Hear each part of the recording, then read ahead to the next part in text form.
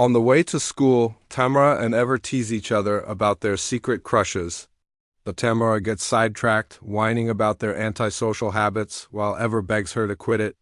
Too late, the car slams into a bicycle and sends poor Randall flying straight into the trash.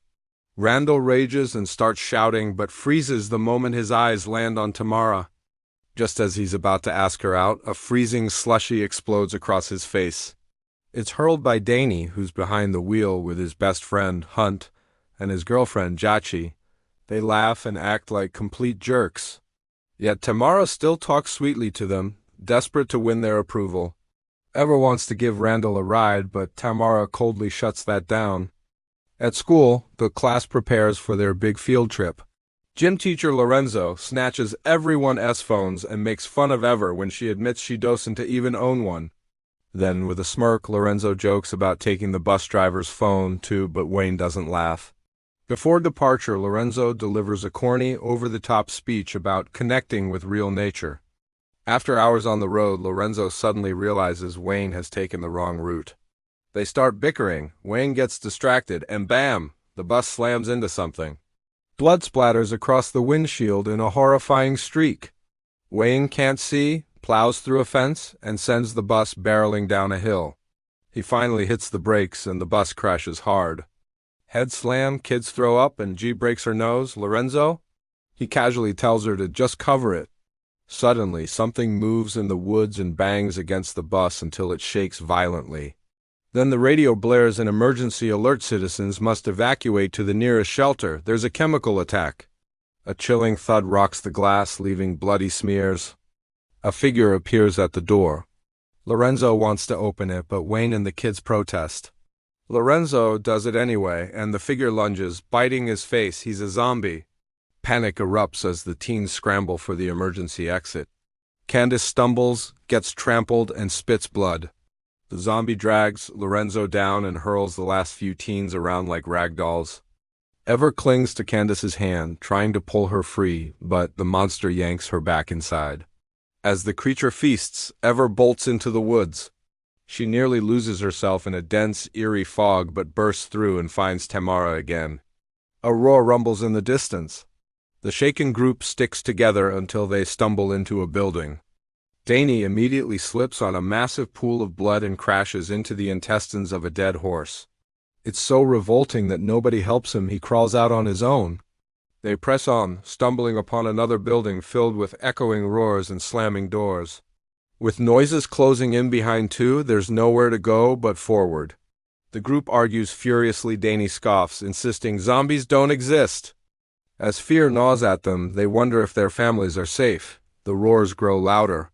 They dash into an apartment, splitting up to find weapons. In one dark room, they discover eerie stuffed animals surrounded by candles and a few handy tools. They drag furniture to barricade the exits. While boarding a window, Tamara thinks she sees someone outside and hears a piercing female scream. She jumps, only for Hunt to mock her with nasty remarks. Meanwhile, Steven notices Ever trembling and vows to protect her, bragging that his tabletop gaming gives him battle experience. They whisper about the cruelty of the popular crowd, and Randall sneers that Ever will lose Tamara to them. Jachi, meanwhile, slyly urges Tamara to ditch Ever and join her group. Once the apartment is secured, a voice cries out. It's Candace, begging for help. Ever peers outside and sees her, desperate to run out. But Randall blocks her, pointing to a lurking zombie by the door. Terrified, everyone freezes until the creature finally leaves. Ever checks again. This time, she sees the zombie climbing a van to watch Ken dancing like a maniac. She pleads to help Candace, but no one dares. When the zombie hops down, Ever throws open the window and shouts her name. Candace runs, but Ever fumbles at the door, and no one helps her.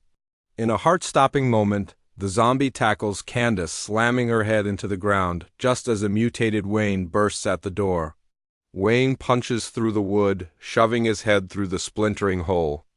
Suddenly, the whole door collapses. Zombies hurl Candace's limp body straight into it. Wayne charges in, another zombie smashes through the wall, and chaos erupts. Danny swings a wooden plank at Wayne, buying them an opening.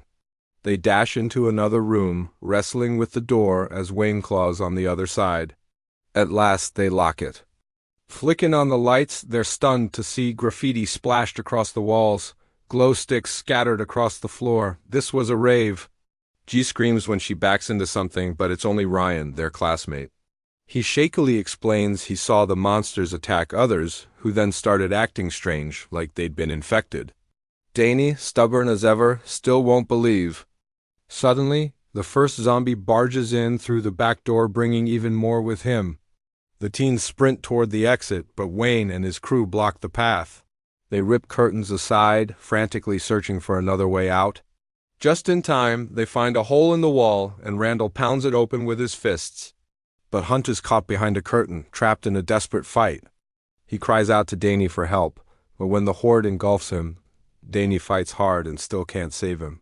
Ryan squeezes at the hole, but gets stuck, blood spilling. Ever shoves with all her strength until he tumbles through. She scrambles after him, but nearly gets dragged back until Danny rips a zombie off her. Randall slams boards back over the hole as they flee. In the next room, they stumble upon a nightmare rows of mannequins and clown dolls staring blankly. Danny breaks down, furious at Ever for exposing them. He gasps as he realizes the mannequins look just like them. "We were chosen!" he cries. Ever, horrified, sees her mannequin's face completely blank. Out of nowhere, Wayne crashes through the dolls. Randall slams him over and over until the monster finally collapses. Tamara and Ryan gush that he's amazing, and Tamara even hugs him in awe. But Ever's sharp eyes notice something, items spilling from Wayne's pocket. Illegal substances. She quickly swipes his lighter. Then Danny doubles over, coughing violently. Lifting his shirt, he reveals a syringe Mark I of the zombies injected him.